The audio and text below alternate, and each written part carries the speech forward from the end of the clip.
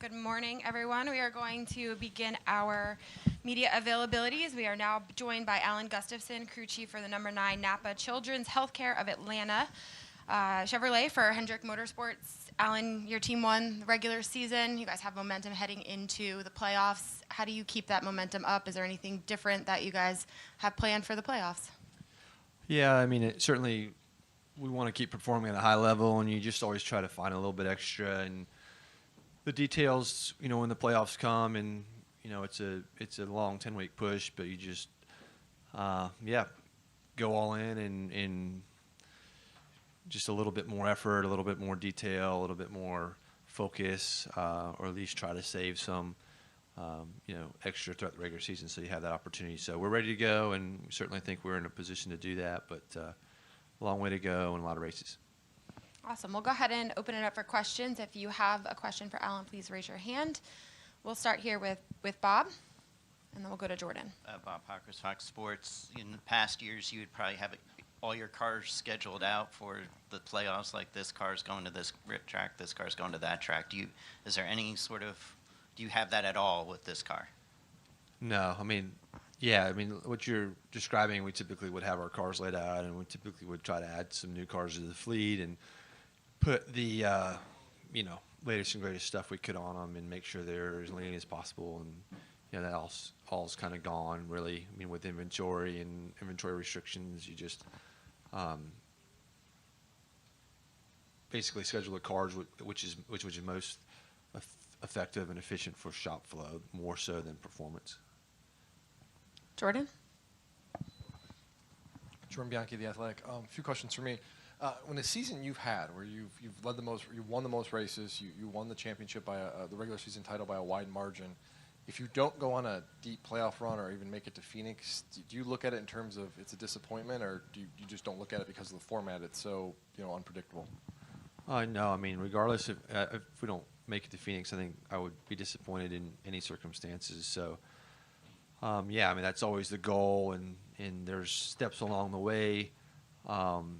That things you want to achieve and benchmarks you want to make, and certainly we've checked quite a few of those boxes. But ultimately, regardless if we, whatever, didn't get points, bonus points from points position and only made it in on points, or Ryan Blaney's position or Austin Dillon's or whoever's, if we were in that same position, our expectation would be to make it to Phoenix, and certainly in the position we're in now, it's certainly the case.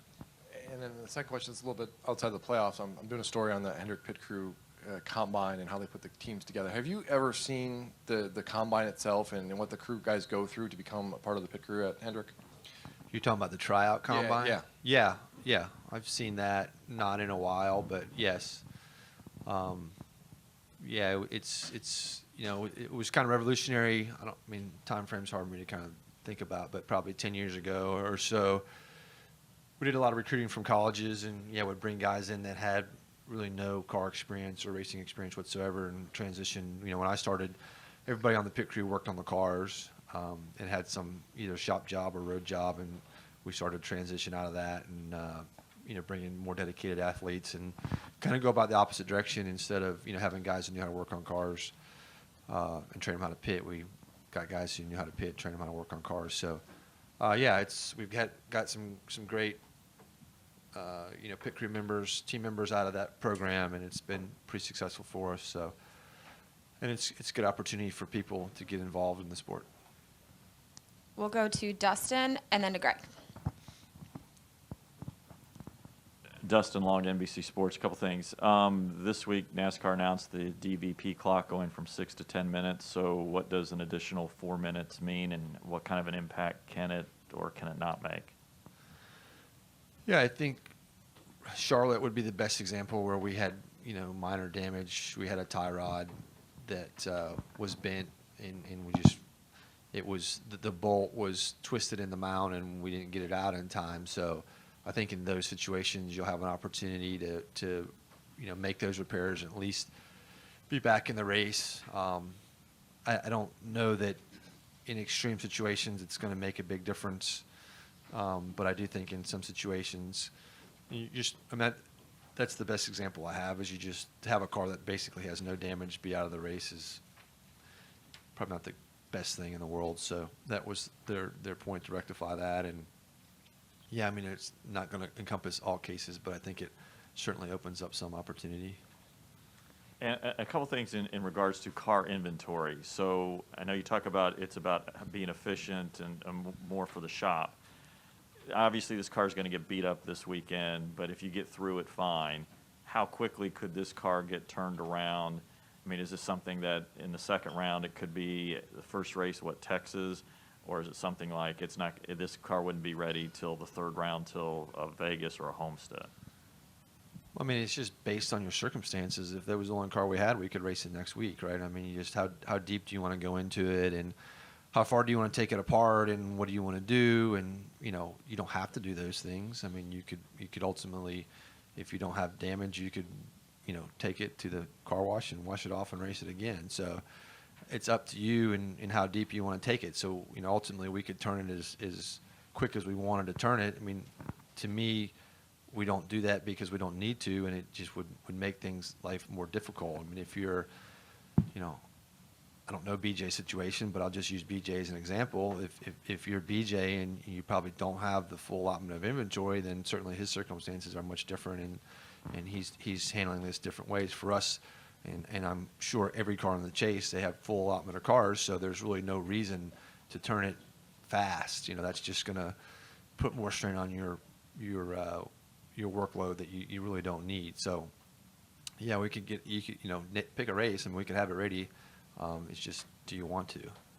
And the last thing is, if you have an accident and with the inventory, how does, if you lose a car, just having to do significant repair to a car, it kind of falls out of the weight of maybe the rotation. How does that impact the team, in the playoffs? Is it if you lose a car in the first round and maybe you can't get something back until the third round, and when you get to that point, does that really hurt a team, or how does that challenge a team if you lose a car from an accident or have severe damage? I don't.